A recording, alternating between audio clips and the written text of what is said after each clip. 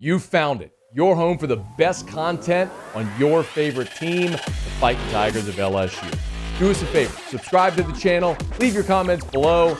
Be sure to smash that like button.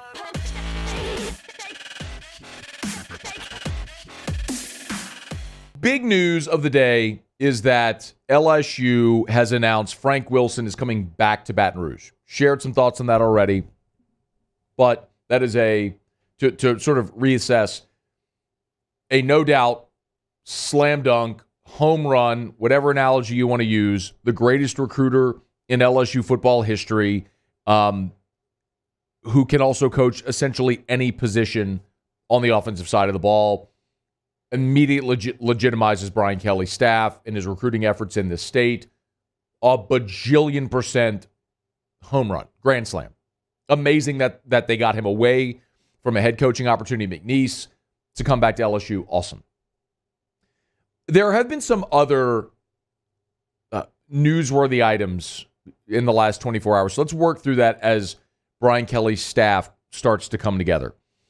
So we know Tommy Moffitt is out, and we all talked about that on Monday. We also know Mickey Joseph has formally taken a spot on the Nebraska staff. The other coaches who we do not yet know about: Kevin Falk, Brad Davis, Jake Peets, DJ Mangus on the offensive side. Defensively, Blake Baker, Corey Raymond, Andre Carter, Durante Jones. Those are the coaches that we don't yet know their future.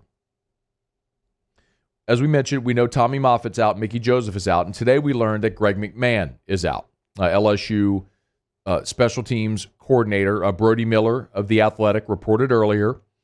Longtime Saints and LSU special teams coach Greg McMahon is retiring after 40 years in coaching. That is directly from McMahon. I won a Super Bowl in New Orleans and a national title in Baton Rouge. Heck of a run for Greg McMahon, who I know we've told this story before, but when Ed Orgeron was the interim coach in 2016, they played Texas A&M. And if you remember on that Friday night, they played Texas A&M on the Thursday, on Thanksgiving night. Friday was the Memphis, it was Houston against Memphis. And that was Tom Herman's last game in Memphis. And during the LSU-Texas A&M game is when the news broke about Herman that ultimately ended up flipping, as we all know the story. But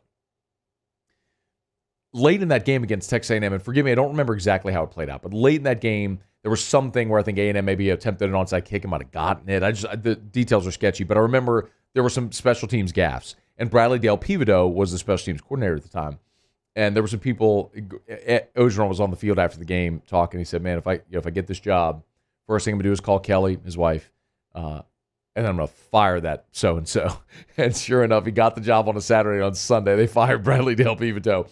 And one of the best hires that Ed Orgeron made, maybe the best hire he made, was Greg McMahon, because LSU special teams were phenomenal.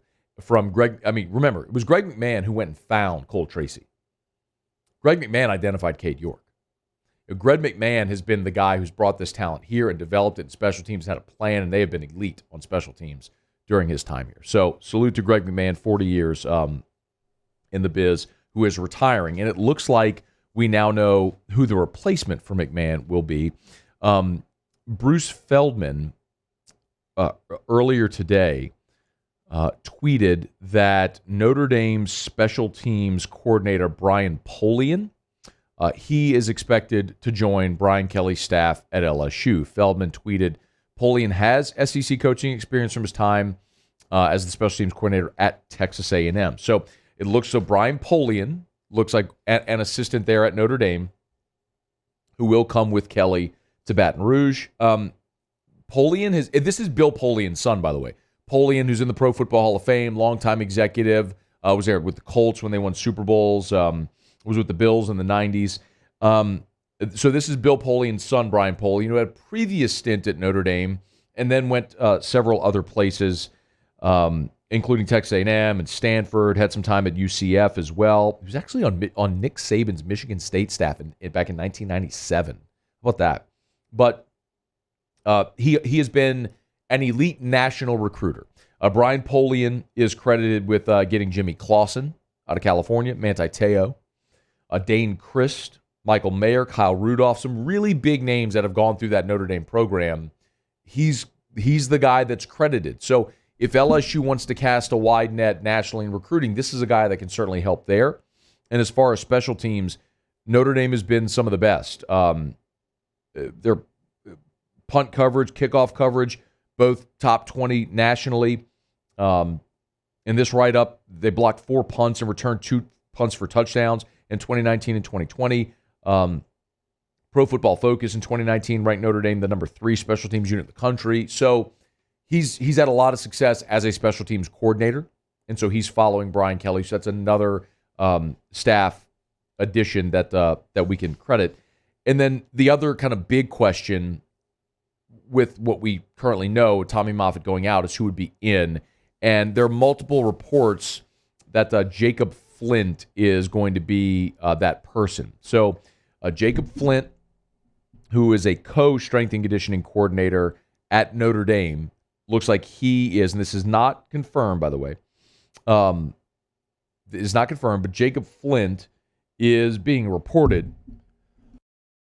he's being reported as the guy that is going to take Tommy Moffitt's spot. We've also seen the name Xavier Gooden a good bit. Xavier Gooden is an assistant special teams coach, or was, at Southern Cal. It looks like he is reportedly joining LSU staff as an assistant strength and conditioning coordinator as well on that staff. So Jacob Flint, who he played for Brian Kelly at Central Michigan, coached under Kelly as a member of the strength and conditioning staff at Cincinnati, then went to Notre Dame, where he's been since Brian Kelly's been there. So this is a guy that's been with Brian Kelly throughout his entire coaching career, and looks like he's going to be the guy that replaces Tommy Moffitt as the strength and conditioning coordinator. Has never held that job solo.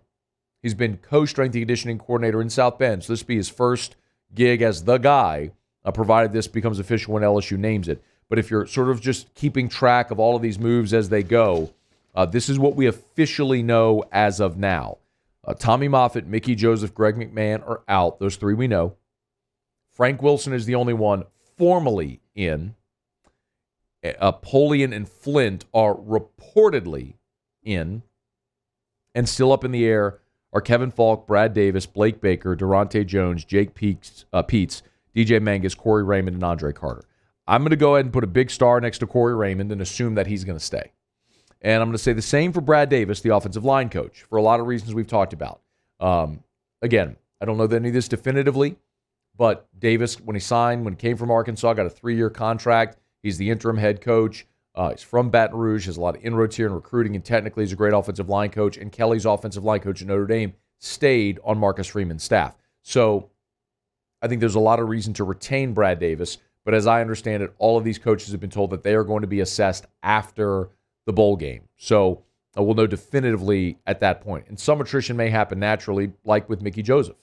Mickey Joseph was told, we'll evaluate you after the bowl game, but he had a bird in hand from Nebraska that was paying him more money than he was making here. And there's a good chance he would have been retained. But he didn't want to take the chance. So you understand it. He went to Nebraska and left. Blake Baker, I have heard Blake Baker's name in connection with the SMU defensive coordinator job. So that's one of those that could sort of take care of itself as well. If Blake Baker becomes a DC at SMU, well, then that staff spot comes open. So that's one worth keeping an eye on. And I think we all can almost assume that Peets and Mangus won't be back. Kevin Falk is a question mark, one that you'd probably like to have back, but with Frank Wilson on staff, what role does he fill? Don't know. Cortez Hankton is another name that I've heard in conjunction with the receivers coaching position. Hankton is on Georgia's staff right now. He's from New Orleans, played at St. Aug, played collegiately and in the NFL. He's coached at both Vanderbilt and Georgia in the SEC. So that's a name that could join the staff as well. So a lot of conversations as Brian Kelly vets these coaches and these potential staff additions right now. But as we fill in a lot of these blanks and figure out the pieces of this puzzle, we'll talk about it. But it's starting to come together. And in the meantime, LSU is in finals week. They're going to begin bowl preparation next week and start getting ready for that Texas Bowl against Kansas State while they continue to do this dance, figuring out staff and the recruiting class as well. Hey, thanks so much for watching. Please leave your comments. I love to interact. And be sure to hit the red subscribe button below.